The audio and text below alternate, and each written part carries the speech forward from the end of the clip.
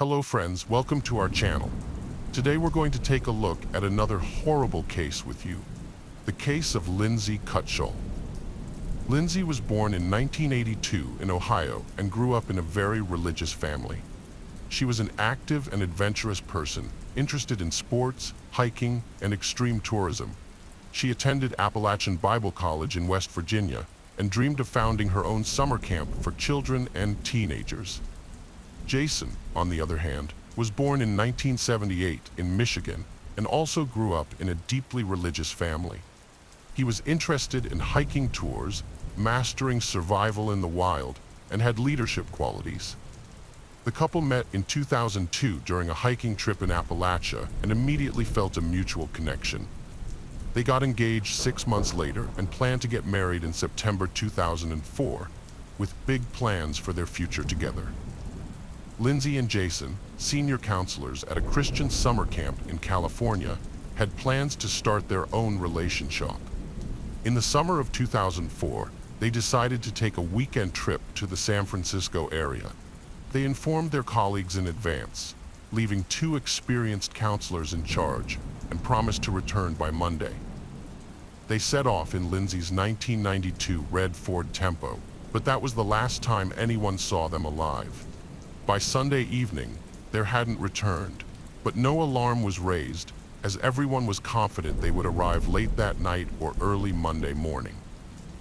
However, when they still hadn't returned after the morning roll call at 8 a.m., their colleagues contacted the police and informed the missing couple's families. The police investigation faced a significant problem. No one knew precisely where they had gone.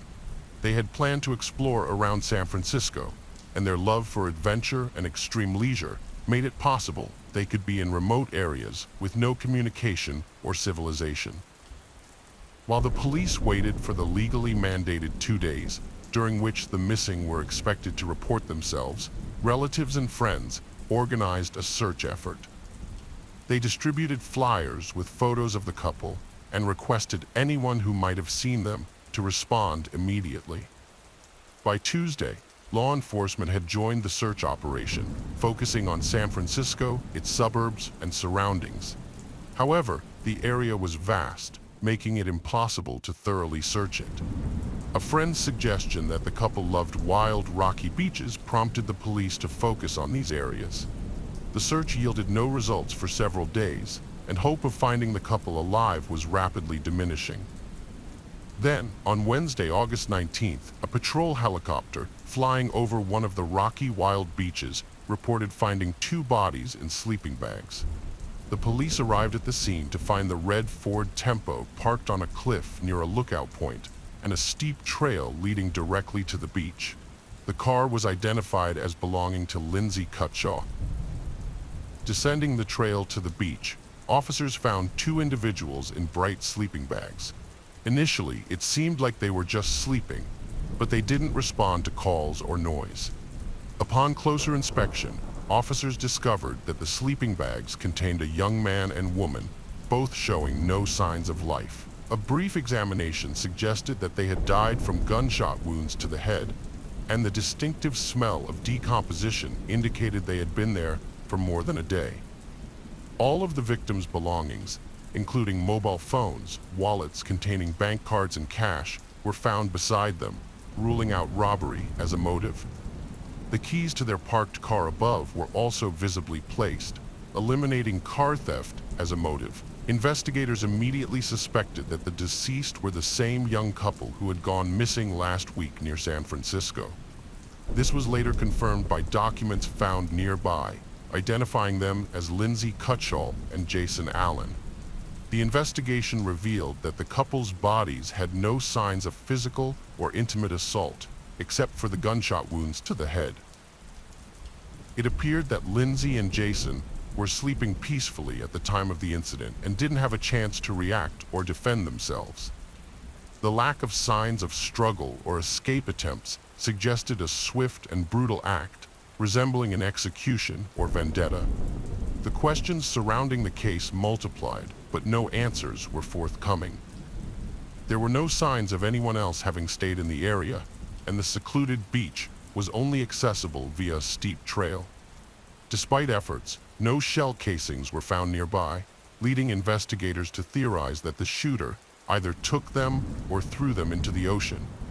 The shots had been fired at close range into the victims' heads, indicated by specific traces. An empty beer bottle from a rare brand, not commonly found in the area, was discovered a few meters from the sleeping bags. Since the victims didn't drink alcohol, it was possible that the bottle belonged to the shooter. This was considered a significant lead, although it was unclear whether it had any connection to the shooter or the crime. One theory proposed that the couple might have had a conflict with someone the day before the tragedy, and their opponent returned at night with a weapon to settle the score. Although Jason and Lindsay were very friendly with everyone, it was possible that they might have inadvertently displeased someone. The investigation considered the possibility that the shooter was intoxicated or mentally unstable. A crucial clue was found in the rare Marlin brand rifle, .45 caliber Model 18, produced in 1994, which was identified from the bullets extracted from the victims' skulls. Based on this, investigators speculated that the shooter was likely a male acting alone, possibly a hunter or firearm enthusiast. To piece together their final hours, investigators analyzed the photos they took and the guest book entries they wrote in the tourist cabin near the lookout point. They had stopped at a fishing pier about 20 miles away, which was confirmed by witness accounts and photographs. They had searched for a place to stay overnight, but found no vacancies in nearby hotels due to the peak tourist season. They then dined at a local restaurant, took a walk, and set off again in the evening. Witnesses reported that they were friendly and showed no signs of conflict.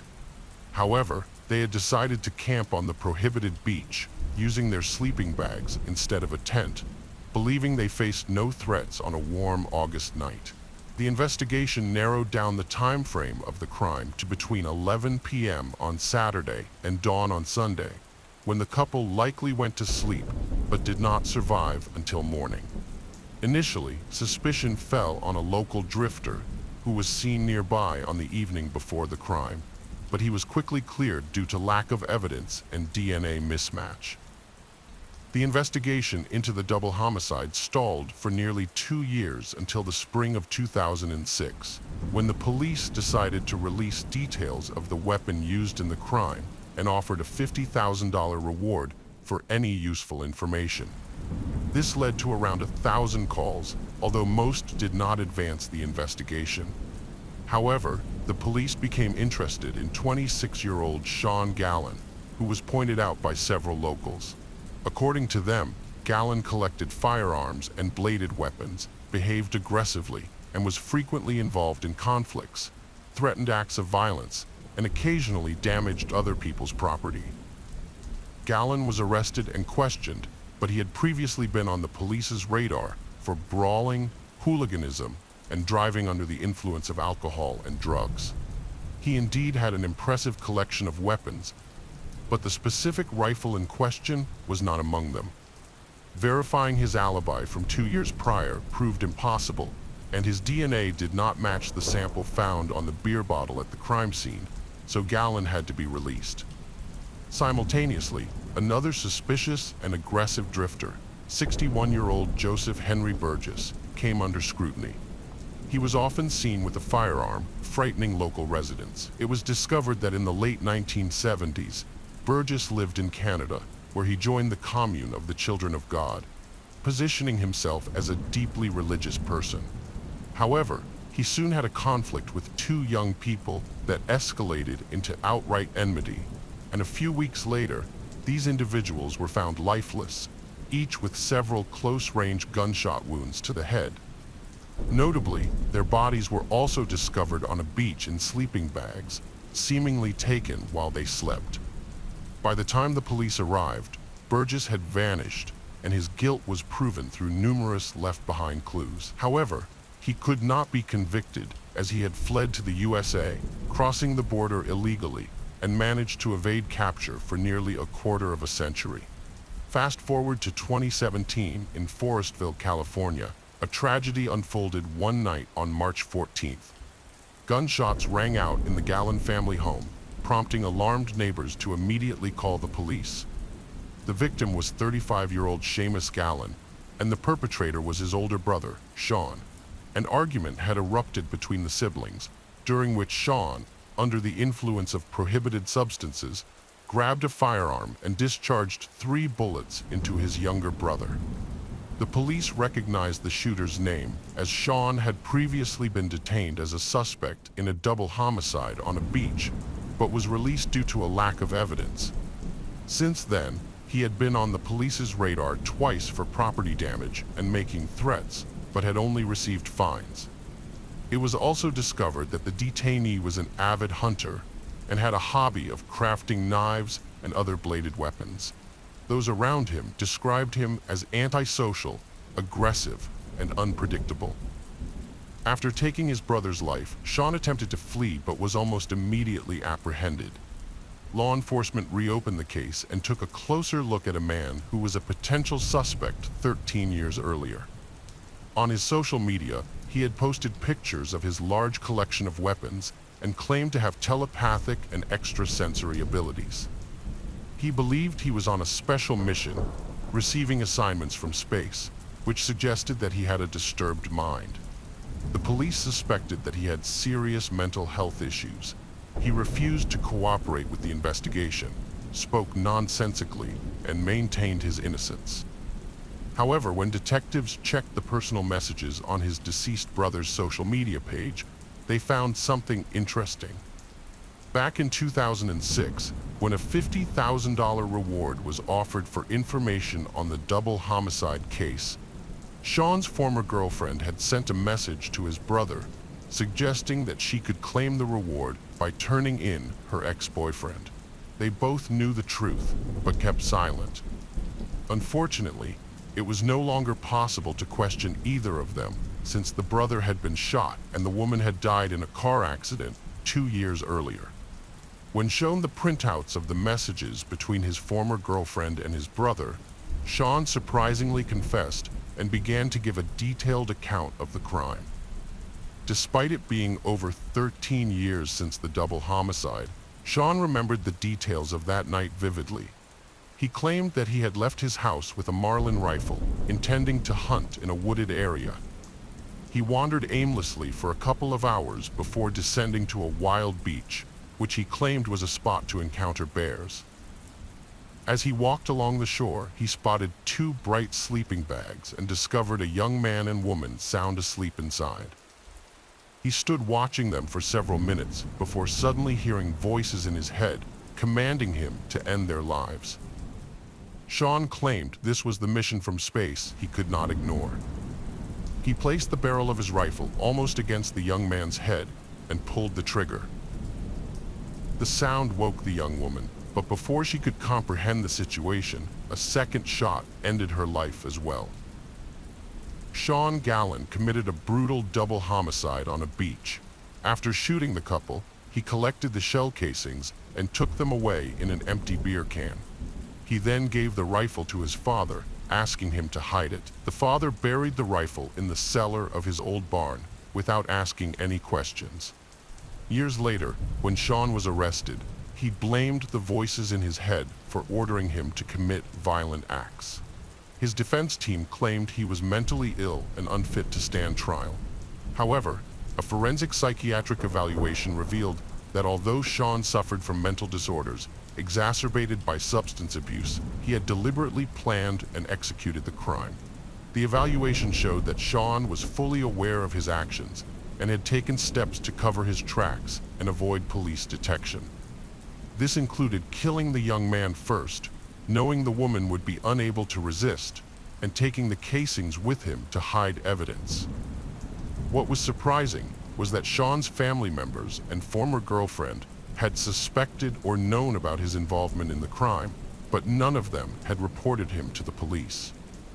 Sean was eventually tried and sentenced to 2 consecutive life terms without parole, plus an additional 94 years for killing his own brother in 2017. He is currently serving his sentence in a special prison unit for dangerous inmates with mental disorders, where he is kept under close surveillance due to his aggressive behavior and claims of hearing voices. The motive behind the double homicide was never established, with Sean simply deciding to end the couple's lives because he saw them sleeping on the beach. The case of Nicole Lenway. Nicole Lenway, also known as Nikki Lenford, was born on July 11, 1989, in a small town in Minnesota. There is little information available about her parents and early life. According to some reports, her father left the family when she was young, and her mother raised her alone, providing her with a good education. Nikki was an exceptional student and athlete, excelling in track and field and martial arts. She decided to dedicate her life to fighting crime and served in law enforcement. After graduating with honors from the police academy, she moved to Minneapolis and joined the criminal investigation department as an assistant investigator. Colleagues described Nikki as a determined, goal-oriented woman and a fearless officer, ready to take risks. However, in her personal life, she became a pawn in the hands of a sophisticated manipulator. In 2012, at a martial arts competition, 23-year-old Nicole met Timothy "Tim" Ama, a coach and martial arts master who was 8 years her senior. Timothy, a gentleman man, won Nikki's heart with his charming nature and kind gestures. He demonstrated his reliability and care, making Nikki fall deeply in love with him. They started a romantic relationship and moved in together. Initially, everything was wonderful, and Nikki felt happy and loved. However, Timothy's behavior began to change gradually. He revealed his true nature, but subtly enough that Nikki wasn't alarmed at first.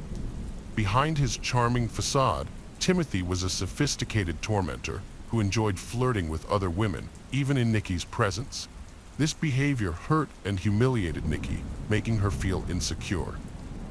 Nikki had hoped that Timothy would eventually settle down and become more restrained, but months passed and his behavior didn't change. He continued to flirt and engage in affairs, assuring Nikki that he loved only her. When Nikki confronted him, he would snap at her, saying she had no right to tell him what to do. He would later apologize, telling Nikki that no one would ever love her as much as he did, and she would forgive him. The situation escalated in the fall of 2014 when Timothy flew into a rage during a minor argument, grabbing Nikki by the throat and choking her until she almost lost consciousness. He then pushed her into a wall, making her realize that she was in an unhealthy relationship. However, her emotional attachment to Timothy was too strong, and she forgave him once again. Timothy's behavior towards Nikki was extremely controlling and jealous. He would constantly monitor her movements, check her phone and social media without her permission, and accuse her of infidelity without any evidence. Despite his own infidelity, he would manipulate Nikki into believing that no one would ever love her as much as he did, trapping her in the relationship. In November 2015, after a violent argument, Nikki gathered her belongings and left the house. Timothy, who didn't believe she would actually leave, chased her down, grabbed her by the hair, and dragged her back inside. However, Nikki's screams and struggles attracted the attention of their neighbors, forcing Timothy to back down. Finally, free from the abusive relationship, Nikki felt a sense of relief. But Timothy didn't give up. He shifted his tactics from threats and blackmail to romantic gestures, sending flowers and messages filled with tenderness, pleading for another chance. For a month, Nikki stood firm, refusing to return to him. However, her plans were disrupted when she discovered she was pregnant in December 2015. Nikki knew that if Timothy found out, he would use it to manipulate her into getting back together. She tried to keep her pregnancy a secret, but their mutual friends and acquaintances soon informed Timothy, who urged her to return to him, arguing that their child should grow up in a complete family. Nikki, who grew up without a father, understood the challenges of single parenthood, but she also recognized that being with a manipulative and cruel person like Timothy would be detrimental to her and the child. Despite still having feelings for him, she refused to reunite with her ex-boyfriend, but she did agree to let him participate in their child's life as a nominal father. Nicole gave birth to a healthy boy named Callahan Ammer on June 20th, 2016. The father, Tim, acknowledged paternity and initially expressed a desire to raise the child with Nicole. However, it soon became clear that Tim was not interested in being a good father and only wanted to use the child as a tool to manipulate Nicole. Nicole took almost a year of maternity leave to care for her son, devoting herself entirely to motherhood. Meanwhile, Tim continued his carefree life with multiple lovers and casual connections. He even had a system in place where he would signal to his lovers when he was available by turning on a purple light in his bedroom. In 2016, Tim started living with his 18-year-old protege, Colin, who had been deeply in love with him since she was 14. Despite the significant age difference, the couple hid their relationship from outsiders, claiming Colin was just renting a room in Tim's house. By the summer of 2017, Nicole was forced to return to work as a forensic expert at the main police headquarters in Minneapolis. With her unpredictable work schedule, she would often ask Tim to look after their son, mainly because she believed it was beneficial for the boy to spend time with his father and to save on nanny costs. However, Tim would always shift the responsibility onto Colin, who developed a fondness for the little boy and enjoyed taking care of him. Tim would tell Colin that Nicole was a bad mother who didn't want to care for her child and was looking for excuses to offload her son onto them. In the spring of 2017, Nicole started a new romantic relationship with a fellow police officer named Donovan Ford, who treated her with tenderness and care and expressed a desire to adopt Callahan. However, when Tim found out about their relationship, he became enraged and decided to use their son and the naive Colin to destroy Nicole's new relationship. Tim would regularly report to social services that Donovan was abusing Callahan and that Nicole was doing nothing to stop it, resulting in frequent visits from Child Protective Services. For years, Nicole and her new partner were subjected to harassment and intimidation by her ex-boyfriend, Timothy, who falsely accused them of domestic violence. Timothy convinced Colin, a friend, that Nicole and her partner were a danger to their son, Callahan, and that they might harm him. Timothy continued to psychologically manipulate Colin, convincing him that Callahan was in danger and that Nicole and her partner were cruel to him. Meanwhile, Timothy harassed and threatened Nicole and her partner, even filing false police reports against them. Donovan tried to have a calm and rational conversation with Timothy, but it didn't work. Timothy continued to terrorize Nicole and her partner, making their lives a living hell.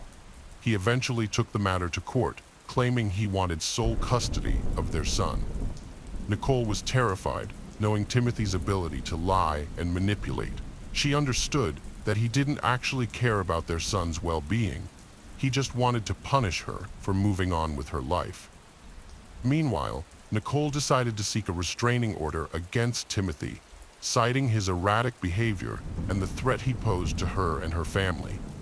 She was confident that she would gain custody of their son, but she knew the legal battles could drag on for years. During this time, Timothy continued to concoct fabricated stories, including a false accusation that Nicole had tried to run him over with her car. However, he couldn't provide any evidence to support his claim. In September 2022, the custody case went to court, with Timothy accusing Nicole of harming their son. However, the court saw through his lies and awarded sole custody to Nicole. Despite this, Timothy persisted and appealed the decision. He was eventually allowed to see his son at a specialized family center designed to minimize conflict between parents. However, on April 19, 2022, when Nicole arrived at the family center to pick up her son, a mysterious attacker dressed in black clothing and a mask approached her, shot her 4 times at close range, and quickly disappeared. Incredibly, Nicole remained conscious and managed to call emergency services despite being severely injured. A woman happened to be driving by when she heard shots fired and saw a black figure jump into a vehicle and speed away.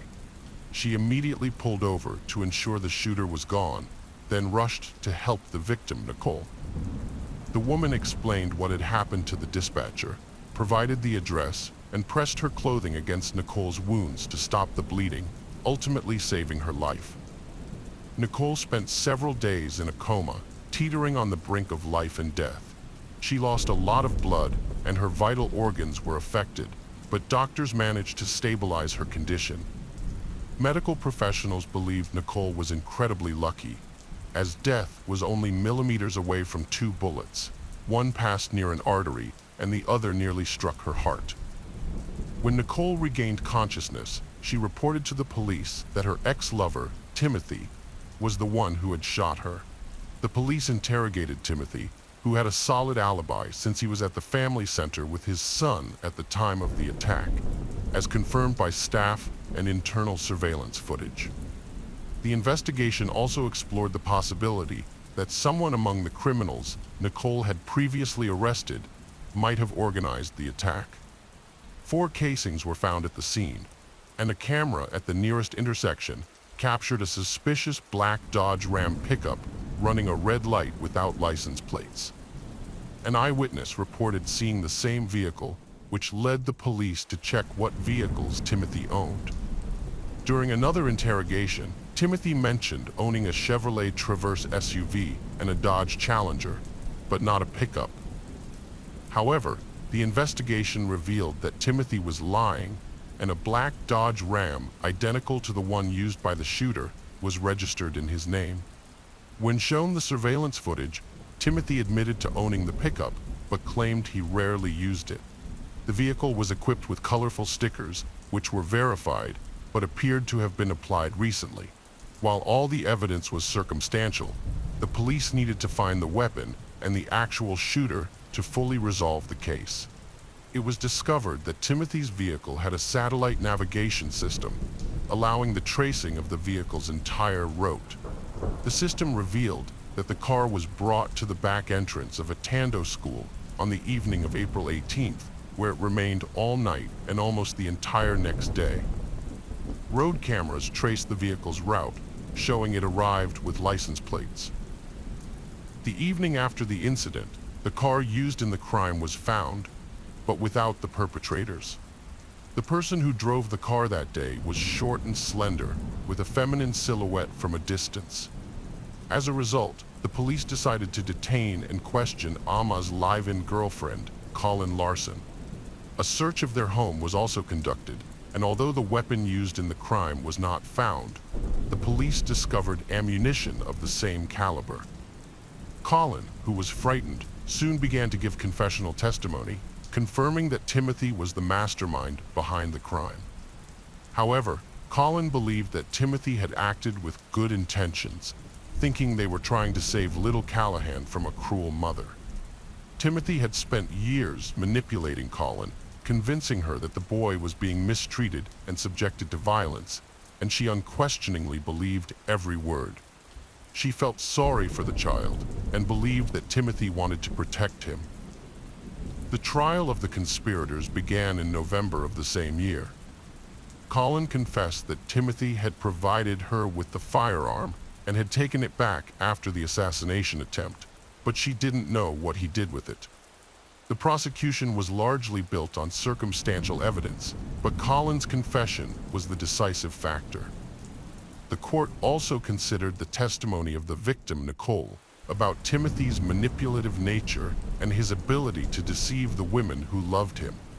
Timothy Amma was found guilty of organizing a first-degree attempted murder, as well as incitement and aiding and abetting, and was sentenced to 18 years in prison. Colin Larson received 16 years in prison as the executive. A year after the assassination attempt, Nicole fully recovered physically and emotionally. She and Donovan officially legalized their relationship, and he became a loving father to Callahan. The now married Ford couple is expecting their first child together, and the woman who saved Nicole's life will be the child's godmother. It should be added that Timothy will be eligible for parole in 2035, but he will be prohibited from coming within 100 meters of his son, former lover, and her family members, and from attempting any form of contact with them. The case of Alana Frick. Alana Christine Frick was born in September 1977 in Windsor, Ontario, Canada, to Croatian immigrants, George and Anafi. She was the younger of two daughters, and her birth was seen as a miracle by her parents, who had been told by doctors that they would not be able to conceive again after her older sister Caroline. Alana was very close to her sister from an early age and was raised with strong values of hard work and education. Her parents worked tirelessly at a large car factory to provide for their daughters and instill in them a love of learning. Both sisters excelled in school, but Alana stood out for her determination and passion for learning, spending all her free time reading and pursuing extracurricular activities like dance, gymnastics, and track and field. During her summer breaks, Alana worked in cornfields to help her family and learned to budget wisely. She excelled in math and science, and by high school, she had set her sights on a career in medicine. She graduated as the top student and enrolled in a prestigious medical university without issue. It was during high school that Alana began dating Matthew Ryan, who was also studying medicine. Their romance lasted throughout their university days, but after graduation, Alana decided to continue her studies in Ottawa's university residency program, while Matthew settled for a job at a local hospital. Despite the distance, Alana and Matthew's relationship continued until nearly 2002, during which time they even planned to marry. However, they eventually decided to remain friends. By then, Alana was interning at one of the country's top clinics and was working towards earning a doctorate, while Matthew's career had stalled. In February 2003, Alana experienced love at first sight while working a night shift at the hospital.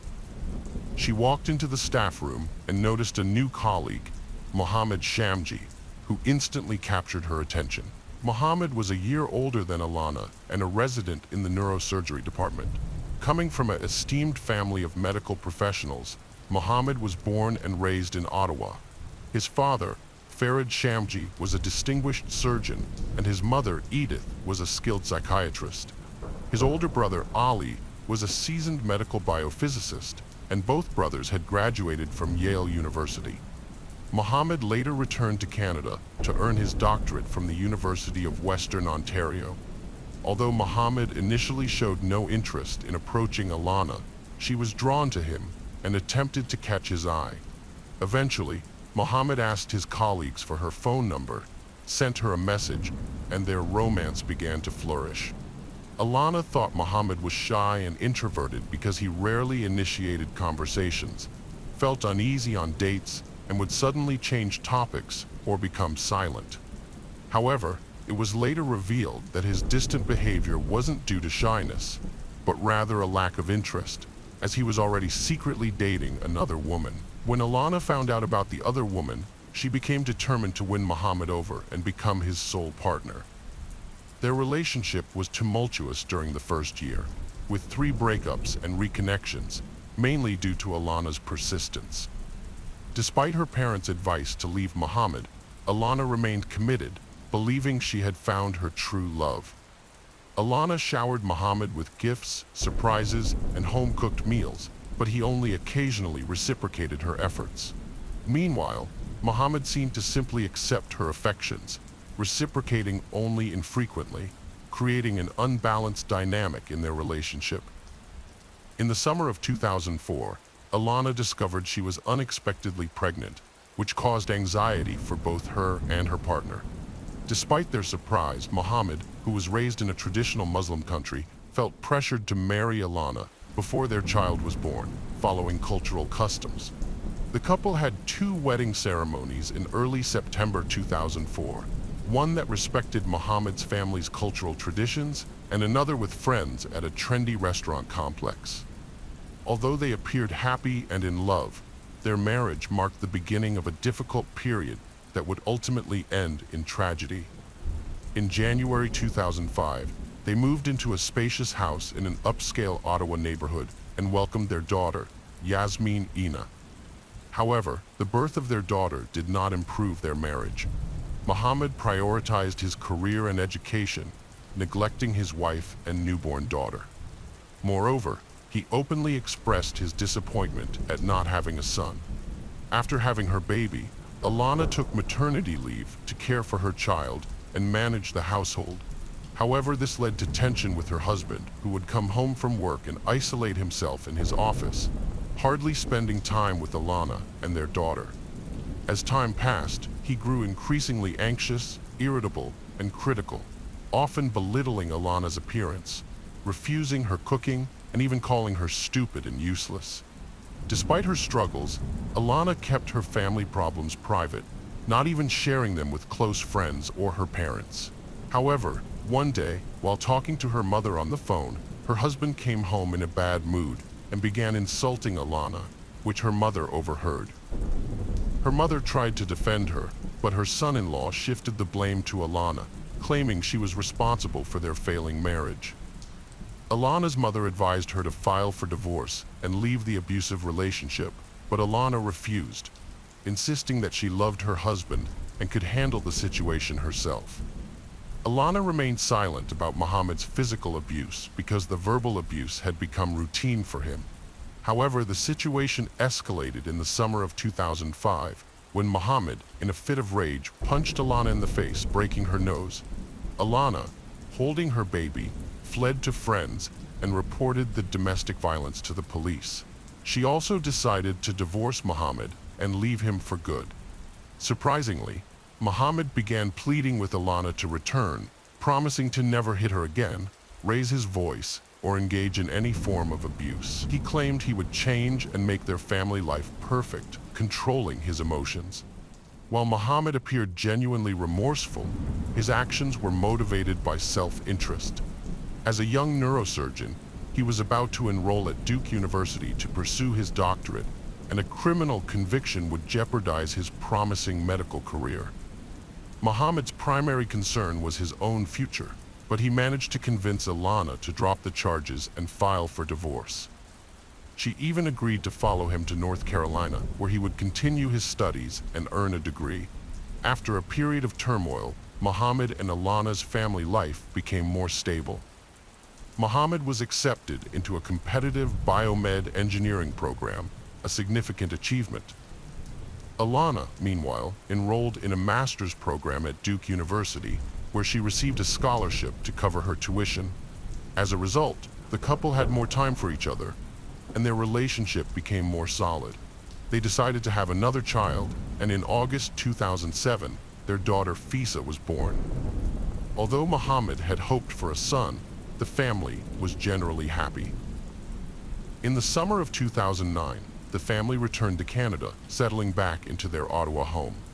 Alana quickly returned to work as a family doctor at a prestigious hospital, earning a good reputation. Mohammed juggled his work, studies, and university teaching responsibilities. Around the same time, social media was becoming popular, and the couple started a personal blog that presented an idealized image of their family life. Behind their perfect facade, Mohammed and Alana's relationship was troubled. He controlled every aspect of her life, dictating who she could see, what she wore, and even monitoring her online activities. He would openly criticize her appearance, style, and parenting, but Alana chose to remain silent and tolerant of his behavior.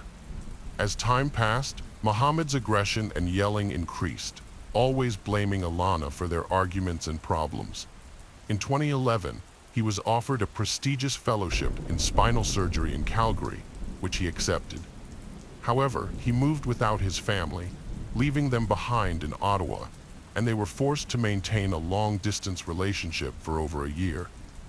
During a visit home, Mohammed left his laptop on, and Alana discovered a message on his social media from a woman, implying a romantic involvement. When Alana confronted him directly, he admitted to having an affair and didn't deny it. This revelation was a devastating blow to Alana, and she considered divorcing her husband again. Her family thought she wouldn't forgive him this time, but surprisingly, Alana gave her family another chance. Mohammed promised to end the affair and start fresh in Toronto, where he had received a prestigious job offer. Mohammed and Alana had a third child, Marius, in 2013, hoping to strengthen their family. However, Mohammed's behavior towards Alana didn't change, and he continued to focus on his medical career, becoming a respected neurosurgeon. Alana also advanced in her career, but tension between them grew. During a family ski vacation, Mohammed's abuse resumed, leaving Alana with a deep cut on her arm that required stitches. Initially, she claimed it was a skiing accident, but later confided in her friend that it was from an argument over another affair. Alana overheard a private phone call between her husband, Mohammed, and his mistress. When she confronted him about it, he physically abused her. A friend advised Alana to divorce Mohammed, but she refused. Her friend jokingly suggested that Alana have an affair to get revenge, and although they laughed, Alana might have considered it a viable option to get back at her cheating husband. The summer of 2016 was difficult. While their older kids were at camp, Alana's youngest child stayed with her parents. During this time, the couple's relationship deteriorated. In early September, they celebrated their 12th anniversary on social media, but just a week later, they discussed getting a divorce. Mohammed refused, stating he was content, while Alana felt desperate. She started an affair with a colleague who had shown interest in her. Alana found solace in this new relationship, enjoying the care, attention, and feeling loved again. She became so enthralled that she might have considered leaving her children behind to be with her lover. On November 25, 2016, a fierce argument erupted in the family when Elena told her husband Mohammed that divorce was inevitable. The next day, she consulted a divorce lawyer and then departed for a 3-day medical conference in another city. During her time away, Mohammed frantically sent her messages begging her to reconsider and salvage their marriage for the sake of their children. When Elena returned home on November 30th, she made a final phone call to her parents, attempting to reassure them that everything was okay, despite her anxious tone. What her parents didn't know was that Elena had tried to contact the police that evening, but unfortunately, she misdialed the number, which would have devastating consequences. The following day, December 1st, Elena's mother, Anna, tried to reach her daughter, but couldn't get through, so she called her son-in-law, Mohammed, to find out what was going on. In a calm tone, Mohammed deceived Anna, telling her that Elena had abandoned him and their children in the middle of the night to be with another man. Elena's parents were suspicious of Mohammed's story, knowing their daughter would never abandon her children.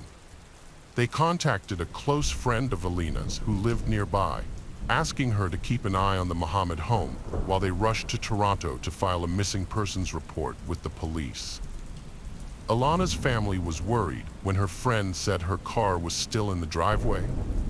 When her parents arrived at her house, everything seemed normal, but Mohammed was upset, insisting that Alana was with her boyfriend and that the police had been called unnecessarily.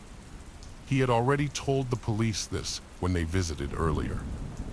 Later, on December 2nd, a man walking his dog near the river, about 24 miles from the Mohammed's home, found a new-looking large suitcase under a bridge. Despite initial hesitation, his curiosity led him to open it, and he was shocked to find the body of a blonde woman inside.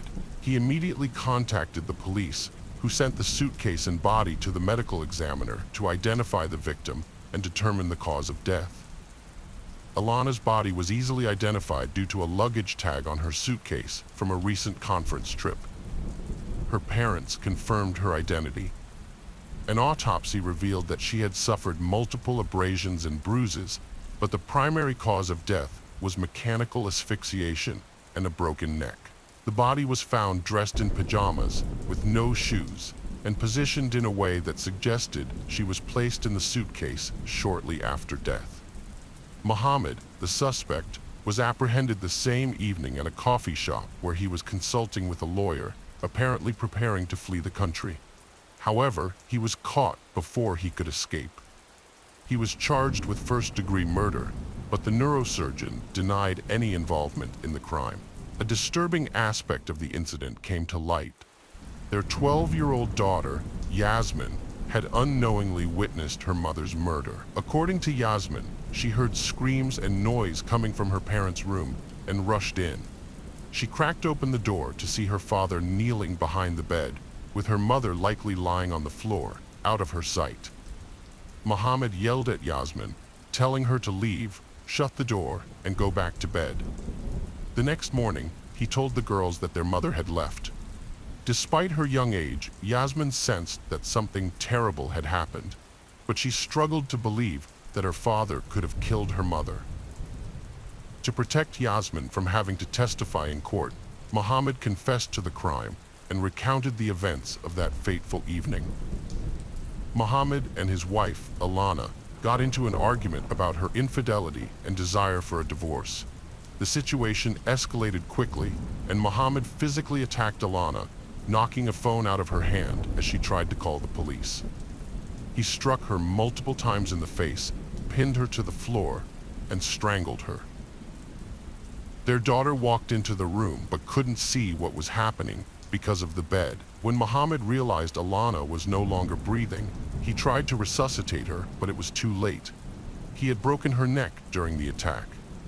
He then put her body in a large suitcase, drove around for hours, and eventually threw the suitcase off a bridge into a river, hoping the current would carry it away. However, the suitcase got stuck against the bridge's foundation in the darkness.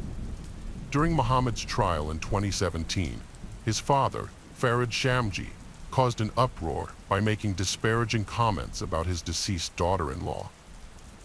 Shamji tried to justify his son's actions, claiming Alana had been unfaithful and provoked Muhammad. These comments led to an investigation, and Shamji's medical license was revoked in April 2019.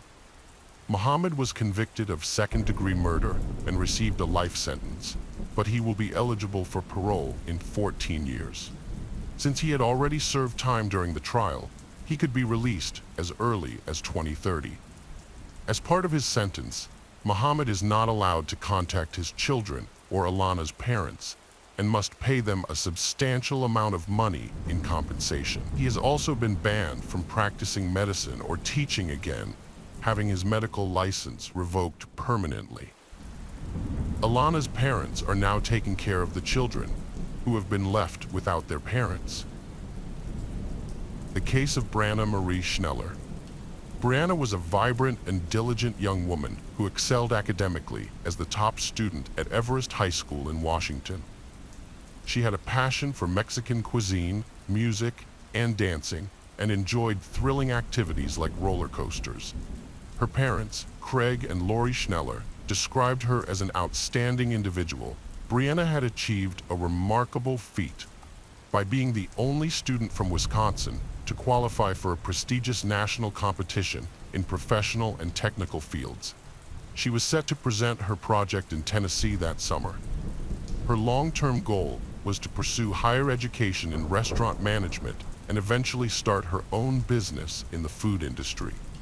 To gain experience and skills, she worked part-time at the El Mashal restaurant in Rib Mountain.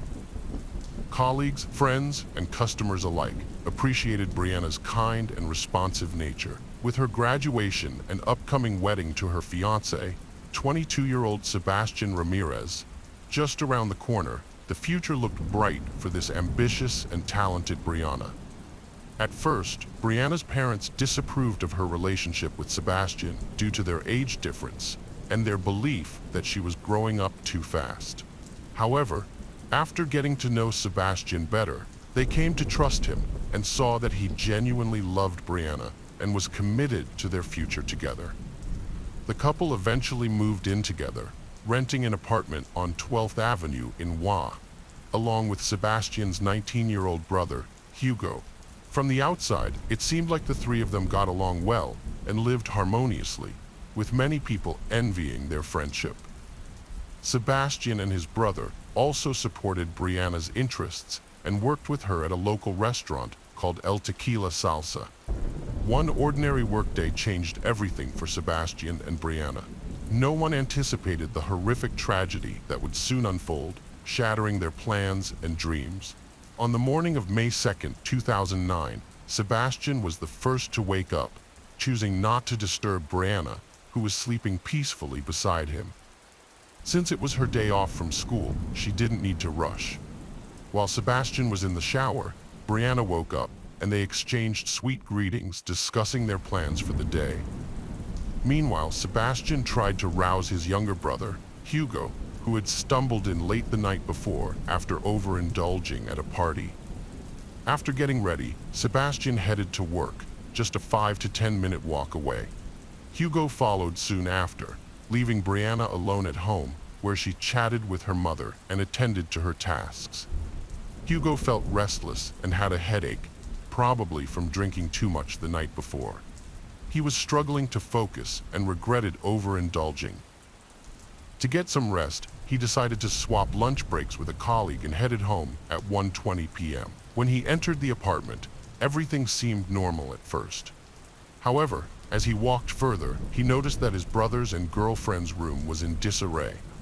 What caught his attention was Brianna lying on the floor. Hugo rushed to her and asked what had happened, but she didn't respond. At first, he didn't notice the blood. When he moved the towel that had been covering her face, he let out a scream. Brianna was unrecognizably disfigured. Hugo grabbed the phone to call the emergency services, but his hands were shaking and his mind was foggy. Despite his distress, he knew he had to act. He ran to his neighbor's apartment, a floor below, through tears. Young Ramirez tried to explain what had happened and asked her to call for help. On a Saturday afternoon, emergency services received a call despite it being a day of rest. A woman called on behalf of her neighbor, requesting medical help for Brianna, who lay severely injured on the floor, with cuts and a disfigured face, showing no signs of life. Police and paramedics were immediately dispatched. When they arrived at the apartment building, the parking lot was crowded, but one individual, Hugo Ramirez, stood out and approached them. He led the officers to the apartment, where he, barely able to speak, pointed out the shocking scene before them. At the center of it all lay Brianna, her body bearing deep stab wounds on her chest, neck, and wrist. The officers asked him to leave the room while forensic specialists began their examination of the crime scene. The crime scene suggested the victim had been lying there for a while, with dried blood scattered everywhere. Defensive cuts on her arms showed she tried to fight back, but was overpowered. The forensic team found key evidence: a bloody, broken iron on the floor, 2 knives in the sink, one with a missing tip, blood on the soap, and a telling shoe print on the carpet. These details hinted at the brutal attack. No signs of forced entry suggested Brianna knew her attacker or they had a way in without breaking in. Scattered bills, accumulated from work, totaled a substantial sum, but nothing seemed missing. The broken knife tip in her body indicated a violent attack, not robbery. The amount of force needed to break the knife hinted at a strong attacker. Police needed to speak with Brianna's relatives and friends to gather information and convey the devastating news. Craig and Laura Schneller waited anxiously at the police station, unable to reach their daughter after hearing of a tragedy at her home. Their worry turned to dread as officers delivered devastating news, their worst fears confirmed. The loss shattered their lives, dividing their world into before and after. Authorities showed them identification photos, but only those revealing part of her face due to extensive injuries. The confirmation was almost too much to bear. After consulting with a psychologist, Craig and Lori, Brianna's parents, were willing to cooperate with the investigation to help catch the person responsible. They provided as much information as possible about their daughter's life, emphasizing that she had no known enemies or anyone who might hold a grudge against her. Lori was the last person Brianna had communicated with that morning, having messaged her around 10 a.m. to let her know she had taken Brianna's car to the auto repair shop. Brianna responded to the message, which meant the incident occurred after she spoke with her mother and before Hugo arrived, establishing a timeline for the events. The police launched a thorough investigation, starting by interviewing the Rodriguez brothers, Sebastian and Hugo, separately. Sebastian, Brianna's fiancé, reported that he woke up at 9:15 a.m., had a brief conversation with Brianna while getting ready for work, and then woke his brother up. By 10:15 a.m., he was already at the restaurant. He learned about Brianna's death after receiving a phone call. Hugo's account matched his brother's, stating he left the house about 10 to 15 minutes after Sebastian and returned home at 1:20 p.m. because he was feeling unwell and wanted to rest. However, his illness and fatigue disappeared when he discovered Brianna's body. After that, he was in shock, unable to think clearly or react properly, so he ran to a neighbor for help. The Ramirez brothers' statements seemed believable, and their distress appeared genuine. However, the police knew that convincing performances were not enough. They needed concrete evidence to prove their innocence. It was possible that one brother was the killer, and the other was covering for him. To explore this possibility, detectives asked the brothers about their relationships with each other.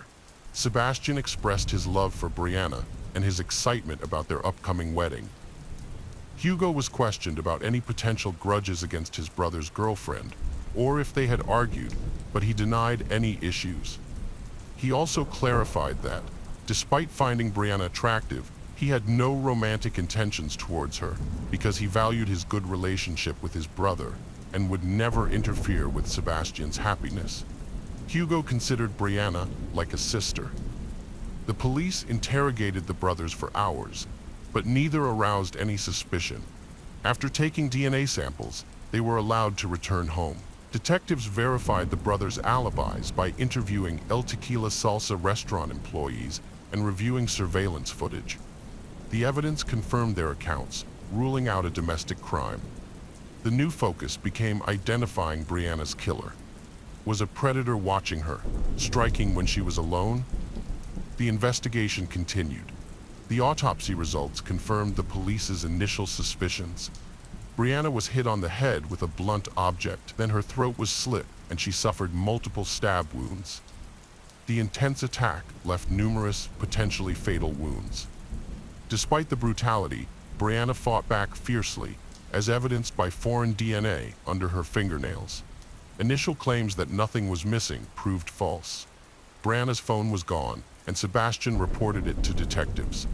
The phone's active signal led police to a nearby restaurant where Sebastian and Hugo worked.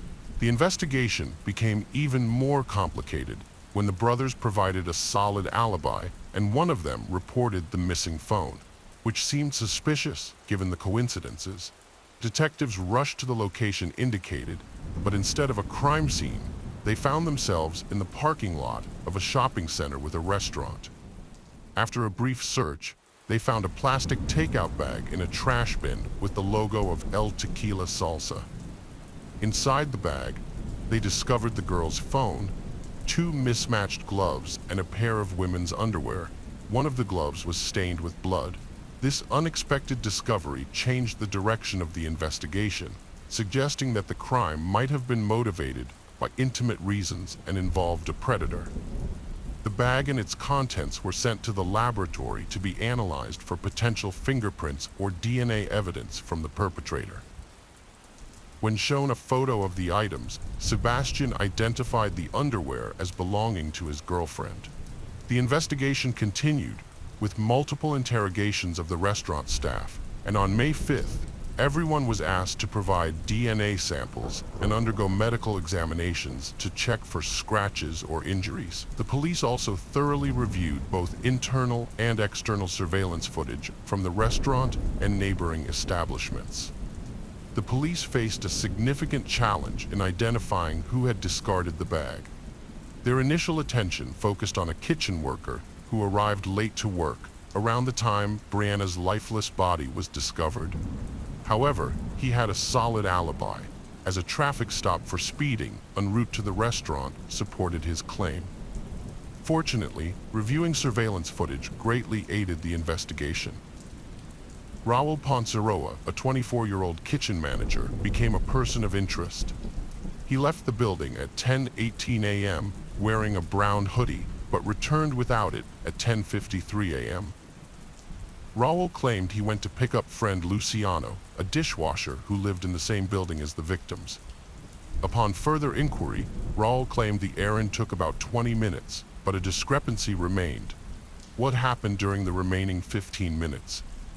Raul refused to provide an explanation, while Luciano corroborated Raul's story, stating they didn't stop anywhere on their way to work. Nevertheless, the 15-minute gap continued to trouble detectives, and Raul's behavior raised suspicions, particularly given the unexplained cuts on his hands, which he attributed to working with knives. Raul seemed suspicious, but there wasn't enough evidence to hold him. However, by May 9th, investigators had established a crucial timeline. On May 2nd at 1:16 p.m., a single employee left the back door of El Tequila Salsa, and at the same time, only one person approached the trash bins. It didn't take long to identify the suspect, and surprisingly, it wasn't Sebastian or Hugo Ramirez, as initially suspected, but Raul Ponceroa, the manager. Authorities searched Raul's home, finding intriguing personal items, women's underwear, adult videos, a brown hoodie, and a glove like one found in a trash bin. They sent his DNA for comparison with the plastic bag samples and analyzed a female hair strand on his clothing. With evidence pointing to Brianna, they awaited test results. Once confirmed, Raul was arrested for suspected first-degree murder. Sebastian was stunned, wondering what drove Raul to hurt Brianna, someone they barely knew. Raul had always seemed kind and cheerful, the last person Sebastian suspected of harming anyone. The trial of Raul Ponrocha took place in 2011, following a lengthy investigation. Despite the overwhelming evidence, Raul denied any involvement in the crime and refused to admit guilt. However, the prosecution presented compelling proof, including the presence of Raul's DNA on all key pieces of evidence, such as the iron, knives, plastic bag, and its contents, as well as under Brianna's fingernails. Furthermore, a shoe print found at the crime scene matched the size and pattern of Raul's shoes. Raul arrived at work at 9 a.m. on May 2, 2009, and on his way to the restaurant, he passed the victim's house, which had long fascinated him.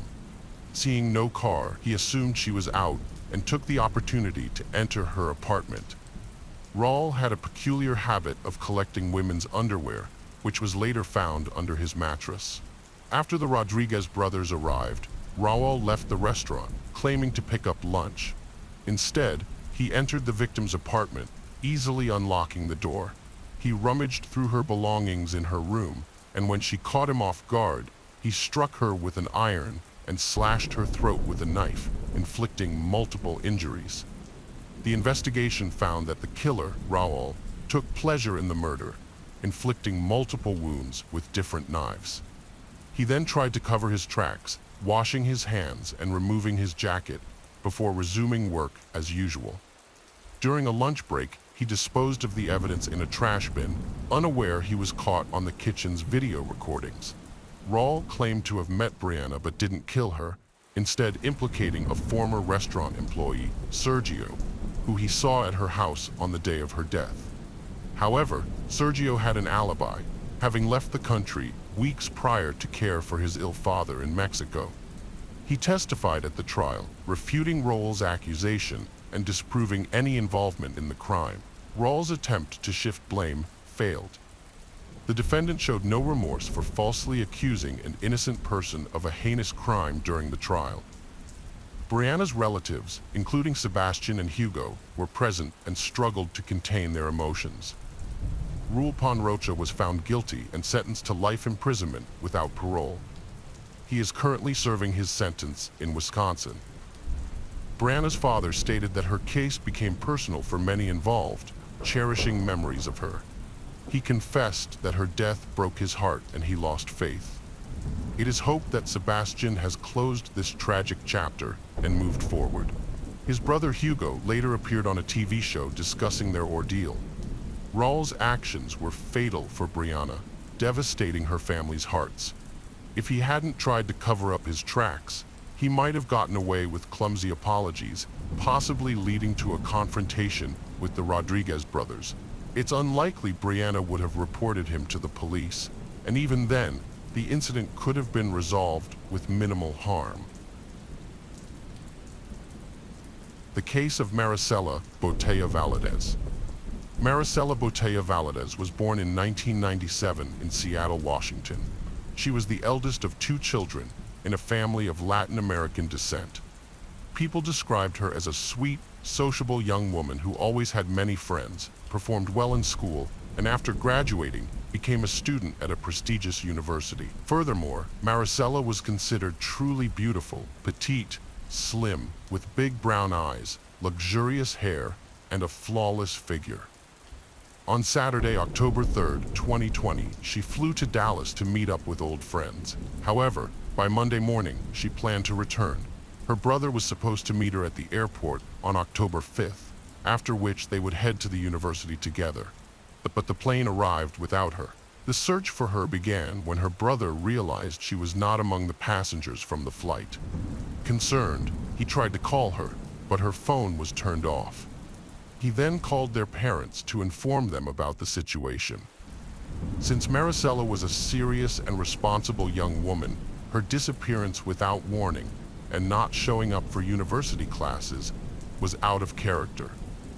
The family started calling her friends in Dallas, trying to find out where she might have gone and where she was last seen. It turned out that the night before, she had been partying at one of the city's most popular clubs, where she met a black man named Chuck. The pair danced, enjoyed themselves, and had alcoholic drinks, after which they disappeared together. Maricela was not seen again, and her phone went unanswered. The information seriously alarmed and frightened her parents, so they immediately decided to report her disappearance to the police. It turned out that the young woman had indeed bought tickets for a flight to Seattle, but for some reason she had not boarded the plane. No one had seen her since that night, and no one knew where she might be. The officers reviewed external surveillance camera footage, which showed she leaving with a young man whose face was unclear. The footage suggested she was walking with him voluntarily. They got into a black Audi and drove away in an unknown direction. Days passed without contact or signs of life from her. She hadn't logged into her social media accounts, and there were no transactions on her bank cards. The police needed to identify the mysterious man she was with to determine where to look for her. One of her friends mentioned that her companion might be named Chuck, but that information was insufficient. Fortunately, street camera footage helped investigators determine the direction the car traveled. The pair was also caught on camera at a supermarket, where they appeared happy and affectionate. The young woman picked out drinks and candies, and the young man paid using a card in the name of Charles Beltran. It was discovered that Beltran, a 31-year-old musician, had a criminal past, including 2 incarcerations for robbery and armed assault. He had recently been released on parole and was preparing to release his own music album. Investigators tracked down his address and found that hers phone had been active at that location on the night she disappeared. When police visited the address with an FBI agent, they found the house empty, but managed to contact the owner, Lisa Dyke, by phone. She claimed Charles Beltran had been renting a room from her, but moved out 2 weeks prior, and she had no knowledge of his whereabouts. With the sole suspect unlocated, law enforcement obtained a warrant to search the house. What they found was alarming and frightening. The house was in disarray, with dirty dishes, moldy food, and trash scattered everywhere. It seemed as though the occupants had left in a hurry, taking only essentials. Notably, numerous empty bottles of cleaning and detergent products were found, with traces on the floors and carpets, indicating a thorough cleaning had taken place. In one of the upstairs rooms, a black statue of death, resembling the Mexican cult of Santa Muerte, was set up as an altar with wax candles, dried flowers, and 2 metal bowls. A thorough examination of the house revealed wiped blood stains in one of the bedrooms, the bathroom, and the hallway. The bedroom with the blood-soaked carpet belonged to Charles Beltran. It was clear that a violent crime had taken place, but the identity of the victim was unknown. The occupants had hastily cleaned up and fled, but traces of blood remained, having seeped into the carpet, under the baseboards, and onto the wallpaper and furniture. DNA experts compared the found bloodstains to Maricella's DNA, dispelling any doubts that the blood belonged to her. The house was sealed as a crime scene, and the task was to find the main suspect. However, Charles had fled, and the owner had already put the house up for sale. To learn more, the police decided to investigate the backgrounds of everyone who had recently lived in the house. Neighbors revealed that 3 people lived in the house: 57-year-old Lisa Dyke, 48-year-old Nina Morano, and 31-year-old Charles Beltran. However, the nature of their relationships and their sudden disappearance remained unclear. It was necessary to investigate each individual's background and find and interrogate them as soon as possible. The house owner, Lisa Dyke, was a commanding, ambitious, and contentious woman who had been married 3 times and received a substantial inheritance after becoming a widow. She had no financial necessity to rent a room to Charles, suggesting she had some other interest in him. Charles, or Chuck, Beltran dreamed of making it big in the music scene, but he lacked money and connections, and his criminal past hindered him. Lisa Dyke helped him by moving him into her house, setting up a small recording studio, and even sponsoring the filming of several music videos for him. She also bought him a car, paid for his entertainment, and fashionable clothes, claiming their relationship was strictly business and that she saw great potential in the talented young man. About Nina Morano, she and Lisa had been in an intimate relationship for a long time and had officially legalized their union by getting married several months ago. A close friend revealed that Lisa had an intimate relationship with Charles, which drove her insane with jealousy. Charles also had a vested interest in living with a wealthy older lover who solved all his financial problems and helped him build a music career. Charles frequently engaged in brief, casual relationships with young women, which fueled Lisa's intense jealousy. However, what role did Nina Morano play in the disappearance of Maricela, and how did she fit into Charles's love triangle? According to a close friend, Lisa's spouse, Charles, was part of this unusual love triangle with Nina, and he insisted that his young lovers sleep with both women.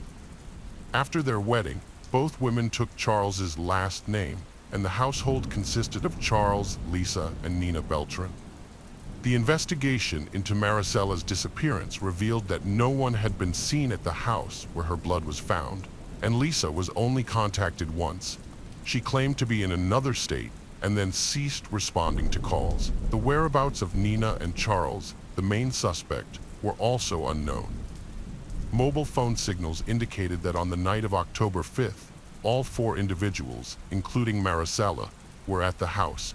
By early morning, their device signals had moved to a suburban area of Dallas, where they eventually disappeared. A few days later, Lisa responded from her second work phone, which also became unreachable. Using geolocation data from the mobile devices, the route the group took that night was traced, and the stops they made were identified. It was presumed that they might have disposed of Maricela's body in that area, defining a broad search radius. However, the search operation was slow and eventually halted due to the vast and difficult-to-navigate area. In March 2021, a local hunter stumbled upon a human skull in the woods, which was later identified as Maricela's through dental records. Although the advanced state of decomposition and animal damage made it impossible to determine the exact cause of death, characteristic marks on the bones suggested knife wounds. The authorities soon tracked down Lisa, who had moved to Florida with Nina and rented a house in Miami. However, only Nina was apprehended, while Charles went into hiding. Although he occasionally communicated with former girlfriends, he left no traces of his whereabouts. Nina, now incarcerated, refused to provide any information, claiming she knew nothing about Maricela's fate. Meanwhile, Lisa attempted to hire a good lawyer for her spouse using her connections. It emerged that Nina had put her house in South Carolina up for sale, indicating that she needed the money to continue hiding or leave the country. A month after her disappearance, authorities found and arrested Lisa, and both women were taken back to Dallas. During initial questioning, they refused to cooperate, and each was held on a $500,000 bond. They managed to post bail and were released under house arrest, wearing tracking bracelets to monitor their movements. However, they made a daring escape attempt in August of that year. Meanwhile, the police tracked Charles to Utah, where he was hiding at the home of one of his ex-girlfriends. She was raising a 5-year-old son fathered by Beltran and was thrilled to see him, not questioning his sudden return. Charles initially refused to testify or cooperate with the police, hoping his wealthy lover would use her money and connections to hire a good lawyer and help him avoid prison. However, the situation changed drastically on Christmas Eve 2012. The tracking bracelets worn by Lisa and Nina suddenly went offline due to holiday chaos, and it took until the next day for the police to arrive at their location. By then, the suspects were gone. It turned out they had been planning their escape for months and had already crossed the border into Mexico. From there, they flew to South Korea, where their trail was lost in Cambodia. The FBI joined the investigation, working with Cambodian police and immigration services to track down the fugitives. She came under law enforcement's radar after withdrawing a large sum of money from an ATM. They tried to pay in cash everywhere to avoid revealing their whereabouts, but ATM cameras helped identify them, and a neighboring building's camera captured the license plate number of the car they arrived in. This information led the police to the driver, who took them to the house rented by the extravagant foreigners. They were arrested and extradited to the U.S. in February 2022, where they were denied bail and sent directly to jail. Charles, realizing his lover was not going to save him from prison, began to cooperate with the investigation and provided information. His account of the events of that dreadful night horrified many. Charles confessed that he had been in an intimate relationship with the homeowner, Lisa, and her spouse, and that he engaged in these relationships for money and to advance his music career. He had no warm feelings towards her, and often had affairs with young and attractive women, which he never hid. While Lisa sometimes became wildly jealous, Na was indifferent to his actions. On the fateful night of October 5th, 2020, Charles met Maricela at a nightclub. After spending hours drinking and dancing, he invited her over, and she agreed. When they arrived at his place late at night, Na and Lisa were already asleep. Charles took Maricela to his room, where they engaged in intimate activities and later fell asleep. Charles claimed he was awakened by a noise and was disoriented, still intoxicated. When he turned on the light, he saw a horrific scene. Maricela's body had slid to the floor next to the bed, and she had bled out. Na entered the room, and they stood there for a few minutes, not trying to help the victim. When Charles regained his composure, he realized the crime might be pinned on him due to his criminal record, and his influential lovers could escape punishment. So, he agreed to help dispose of the body and cover up the crime. According to Lisa's lawyer, she had no motive to attack and kill Maricela. Lisa claimed her relationship with Charles was strictly business, and she viewed his promising music career as a good investment. She wasn't concerned about who he slept with or flirted with. However, Lisa did say that Charles was hot-tempered and cruel, especially when drunk. She claimed that on the night of the murder, Charles brought a new girl from the club, and an argument erupted.